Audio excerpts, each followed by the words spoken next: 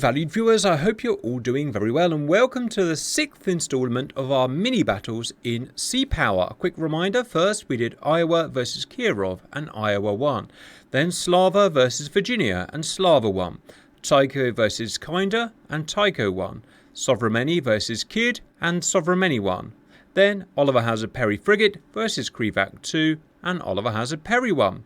I thought we would go one step smaller. Why don't we do Corvette/missile boat? So today is going to be the US Pegasus Hyrdafoil missile boat versus a roughly equivalent Soviet missile boat. Next, we had to decide which equivalent Soviet vessel could stand up against the Pegasus. There are 4 options or 6 options in Sea Power at the moment. We have the Komar class missile boat, the Tarantel RE and Tarantel missile corvettes, also the Osa and Osa 2 missile boats, and finally the Nanuchka. It's pretty easy to whittle down. The Komar class is way too small at 80 tons, and in terms of surface to surface, the best it has is SS N2 Styx, range 22 miles, so it can't even make the obligatory 50 miles that we're going to be setting the battle up, so that's out. We saw what happens when we put a completely asymmetric ranged fight when we did the Oliver Hazard Perry and the equivalent Soviet vessel. Next, the Osa 2 has the same problem. It relies on the Styx at only 22 miles, so that has to go. Next, the Tarantel models rely on the SSN-2C, a modernised version of the Styx with 43 nautical miles. As good as that is, it can't make the 50 miles that we've set as our standard. By the way, that 50 miles we just plucked out of the air. It's just what we've started with and it's what we've done everything with so far. So we may as well stick with it. So we'll scratch that, which brings us on to the Nanuchka guided missile corvette. Annoyingly, it's much heavier than the Pegasus at 700 tons, but it's probably still the best match because it relies on this surface-to-surface missile. The Siren, at a range of 59 nautical miles, is big enough to do our 50-mile battle. Known to the Soviets as the P-120 Malahit, I've actually never heard of it before, so I've no idea how it's going to perform. In terms of today's battle, I've decided we would go to Timor here, just north of the island. Our obligatory 50 miles between vessels, and each has AWACS. Why don't we start with Pegasus? It's a really interesting vessel because it's actually a hydrofoil. When at high speed, it can sail so that the body of the ship is actually out of the water, and presumably that's how it can get such a high speed. I've never really known a combat ship to have this configuration before, so I'd love to know any information that you guys know about it. In terms of its armament, its offensive missiles are of course the standard US RGM-84 Harpoon, range 65 miles, and for such a small ship it's amazing because it can carry 8 of them on the stern. The Harpoon is a really small but effective missile. It also has a gun, a 76mm Mark 75 on the bow. Weight 240 tons, max speed an amazing 48 knots, and we're going to try and use that 48 knots today. The Nanuchka, as we saw before, relies on the Siren surface-to-surface missile, and it has 6 of those, which is pretty impressive.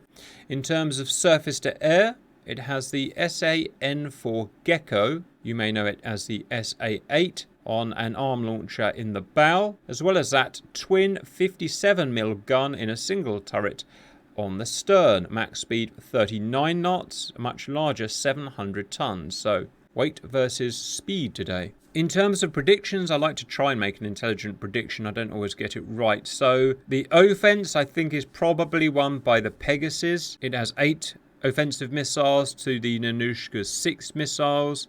They're also very small, the Harpoons, and very hard to hit, as we know, with their pop-up terminal configuration. But in terms of the defense, the Nanuchka has surface-to-air missiles, while the Pegasus doesn't. And in terms of guns, we have a single 76mm gun here and a twin 57 here, so they probably equal themselves out. So all round, it's looking like a draw, but let's see what happens with 1v1. A quick look around in 3D. It's not up to speed yet, so its hull is still in the water, but it will pop out of the water later. We've got its main gun on the bow here, and its 8 harpoon launchers on the rear here. For the Nanuchka, we have the 6 nacelles for the missiles here and here, the arm launcher for the Osa here, and the twin 57mm gun on the rear here. We have a gentleman's agreement set up that we allow the vessel with the slowest missiles to fire first, and that's going to be the Pegasus. So, off it goes.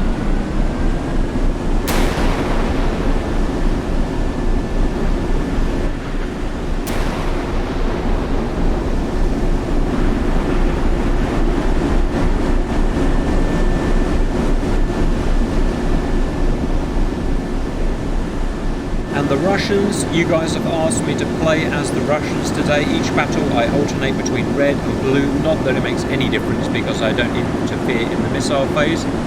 Right, so the blues have shot, now we can shoot.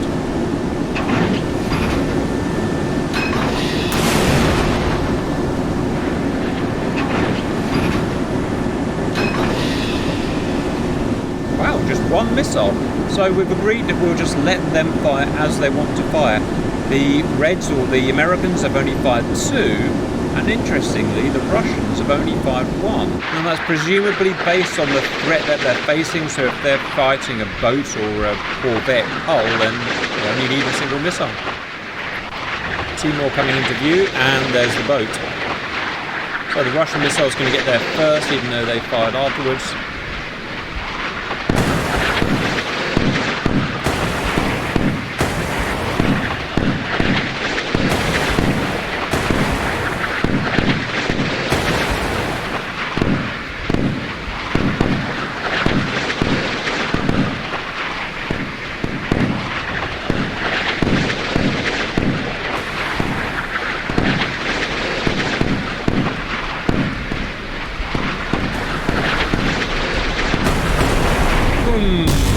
Taken out.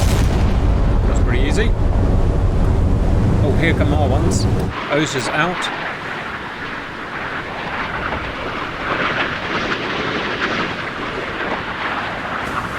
Which are rubbish.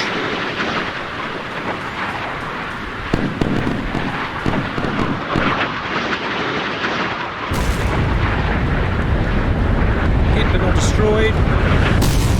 Hit and definitely destroyed. Right, mutually assured destruction, it seems. Alright, let's try 4v4.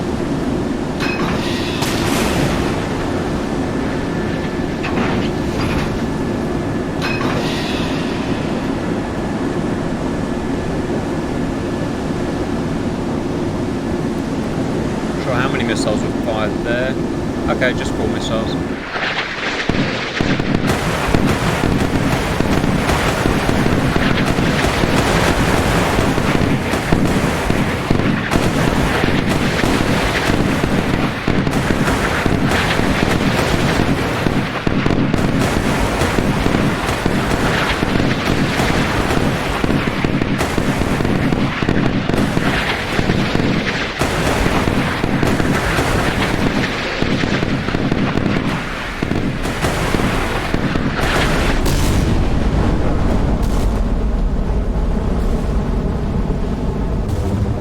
Right, I think we've spotted a problem here, viewers. It appears none of the boats have the defensive capabilities to beat any of these missiles. Yeah, didn't think about that, did I?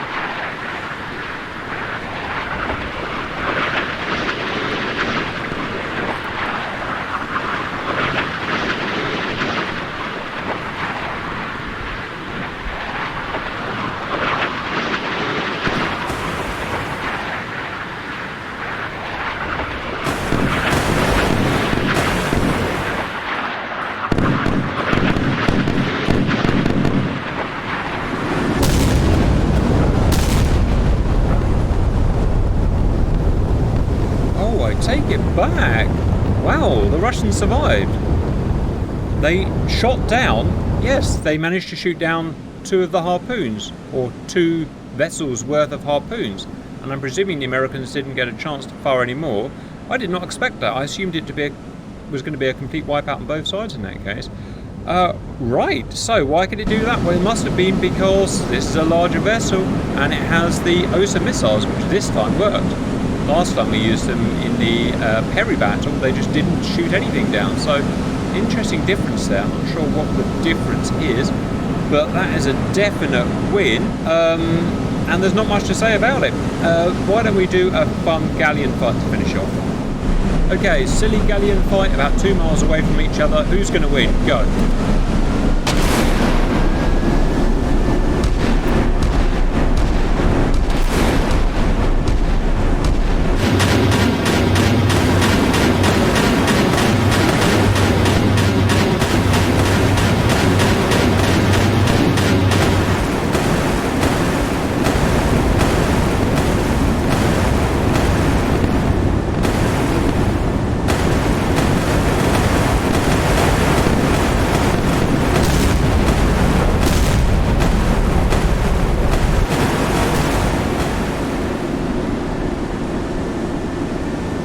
Single American here. It must be because of their size and speed, right?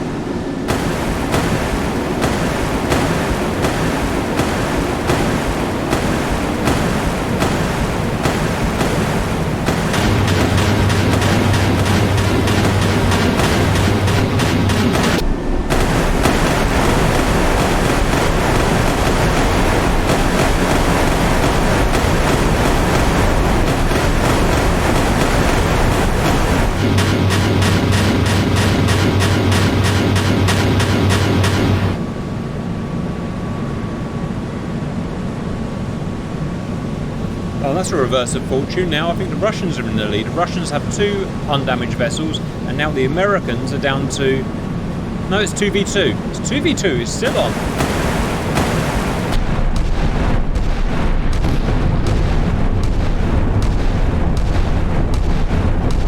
What a beast of a battle.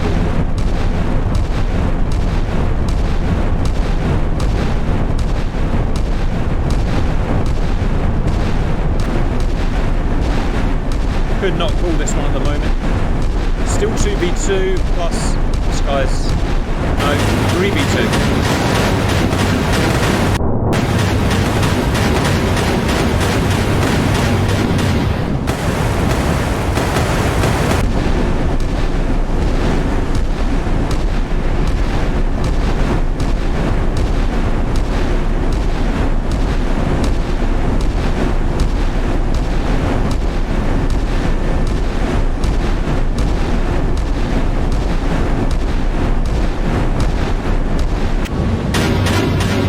This guy, I thought he was dead, he's not.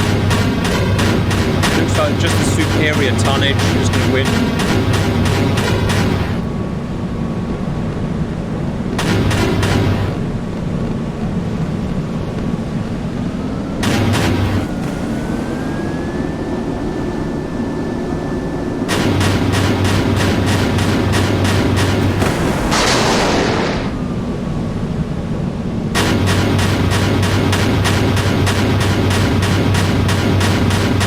Well, according to the map, there are still 4 active blues and only 3 active reds. 1 sunken red, so blues technically are winning.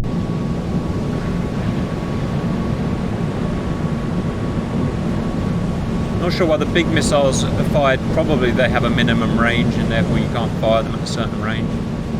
Yes, almost certainly, because it has to arc up before it goes down, doesn't it?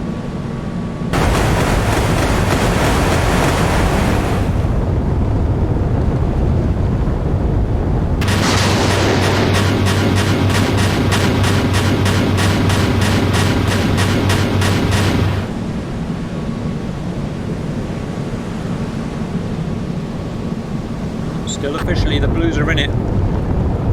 That guy's not going to last very long though, is he? This guy's still untouched, just zooming round. Fully dead. Fully dead.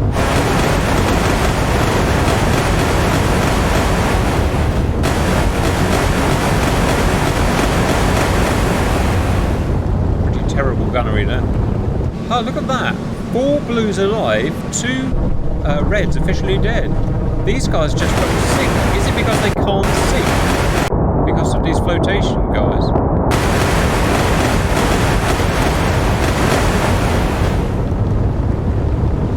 That I don't know, viewers, but the blues just will not sink. Plus there's this guy who appears to be run out of ammo. This is a very unexpected outcome. This could literally go on.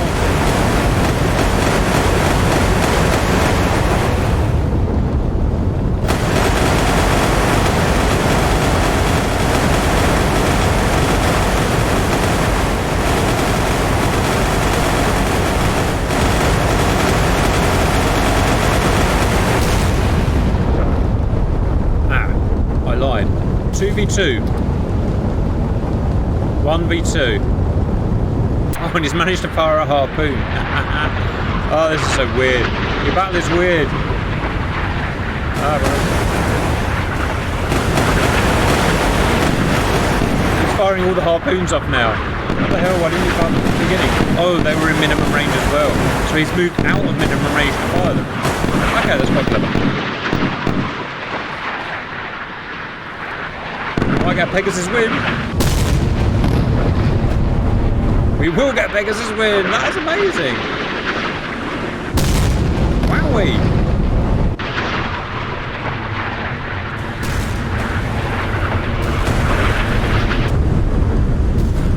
I say this guy's not going to survive. Well, viewers, when we started this silly battle, and he's gunning again. I really didn't think that Pegasus was going to win, but at the end, I don't know how they won, but somehow the battle has been won. But as we know, the Galleon battles are just for fun.